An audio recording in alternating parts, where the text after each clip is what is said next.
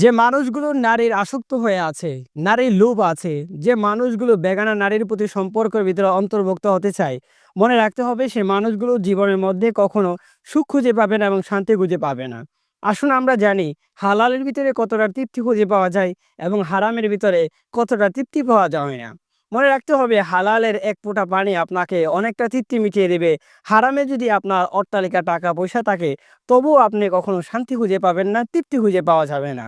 তার উদাহরণ আমরা একটু আলোচনা করি। কোনো মানুষ যদি বেগানা নারীর সাথে যদি অবৈধ সম্পর্কের মধ্যে আবদ্ধ হয়ে যায়, মনে রাখতে হবে সে নারীর তার দায়িত্বটা আপনার নিতে হবে এমনভাবে, নারী খাচ্ছে কিনা, ঘুমাচ্ছে কিনা, পড়ছে কিনা, কোন অবস্থা আছে, কোন সিচুয়েশনে আছে, তখন আপনি একটা দায়িত্বের মধ্যে অন্তর্ভুক্ত হয়ে যান এবং পাশাপাশি হঠাৎ করে আপনার থেকে যখন একটা বেটার একটা অপশন খুঁজে পাওয়া যাবে, তখন আপনাকে ভুলে যাবে। তার মানে আপনি ডিপ্রেশনের মধ্যে পড়ে আপনি দুনিয়া এবং আখিরাত সবকিছু আপনি হারিয়ে ফেলবেন। এমনকি আপনার হতে পারে আত্মহত্যা নামক যে দৌলতটা আছে সেই দৌলতের অন্তর্ভুক্ত হয়ে পৃথিবীর জমিন থেকে আপনি মৃত্যুবরণ করতে হবে। আর হালালের ভিতরে যখন আপনি চলে যাবেন, দেখতে পারবেন হালালে যতক্ষণ সময় আপনি সময় কাটাবেন, রাসূলুল্লাহ সাল্লাল্লাহু আলাইহি ওয়াসাল্লাম হাদিসের মধ্যে স্পষ্ট ভাষায় বললেন, সাহাবায়ে কেরামগণ আরজ করলেন, ইয়া রাসূলুল্লাহ, ইয়া হাবিবাল্লাহ, স্ত্রীর সাথে সময়গুলো কাটালে কেমন সওয়াব পাওয়া যায়? নবী করিম সাল্লাল্লাহু আলাইহি সাল্লাম বলেন, স্ত্রীর সাথে যতক্ষণ সময় তুমি কাটাবা ততক্ষণ সময় আল্লাহ সুবহানাহু ওয়া তাআলা তোমার আমলনামার ভিতরে সওয়াব দান করবে। সুবহানাল্লাহ।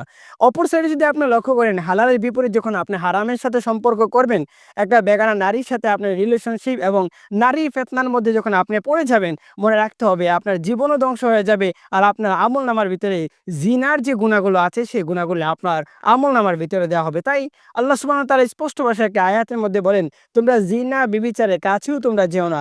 কেন জানো দিবানিশি আমরা এমন হয়ে গেলাম, জিনা ব্যভিচারটা আপনার আমার কাছে এখন সহজ করে ফেললাম। তাই আসুন হালালের শান্তি খোঁজার জন্য অবশ্যই নেককার স্ত্রী এবং নেককার একটা আবেদ সলেহ নেককার স্ত্রী আমরা খুঁজবো ইনশাআল্লাহ।